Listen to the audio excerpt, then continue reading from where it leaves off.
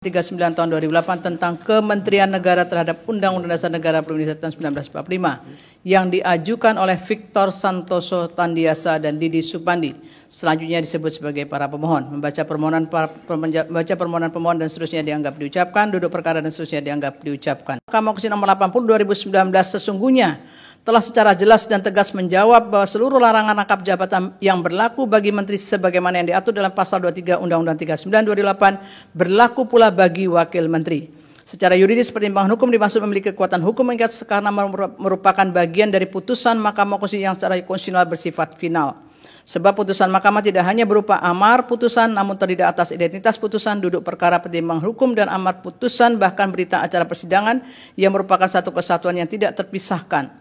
Termasuk dalam hal ini putusan Mahkamah Konstitusi nomor 80 2019 yang menyatakan permohonan para pemohon tidak dapat diterima, namun dalam bagian pertimbangan hukum mahkamah yang merupakan rasio desidendi telah memuat judicial order yang menempatkan kedudukan wakil menteri sebagai pejabat negara yang sama dengan jabatan menteri.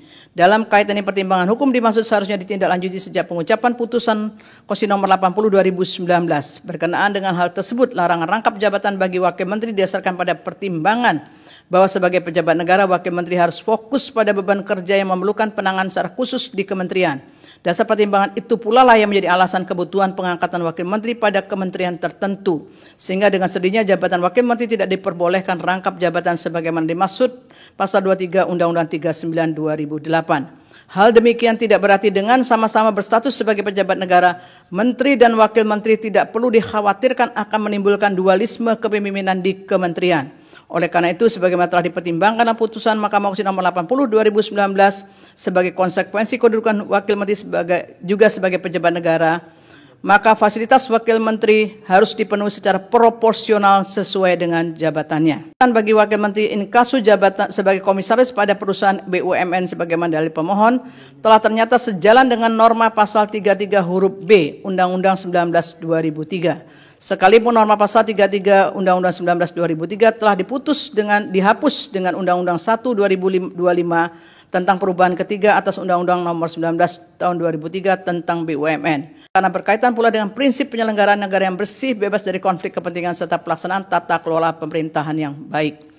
Bahwa berdasarkan hal tersebut di atas untuk menghindari kekosongan hukum maupun ketidakpastian dalam implementasi norma pasal 23 Undang-Undang 39 2008 AKWO yang telah dimaknai Mahkamah inkasu terhadap perasa wakil menteri, Mahkamah memandang perlu memberikan tenggang waktu bagi pemerintah untuk melakukan penyesuaian terhadap ketentuan larangan rangkap jabatan wakil menteri tersebut.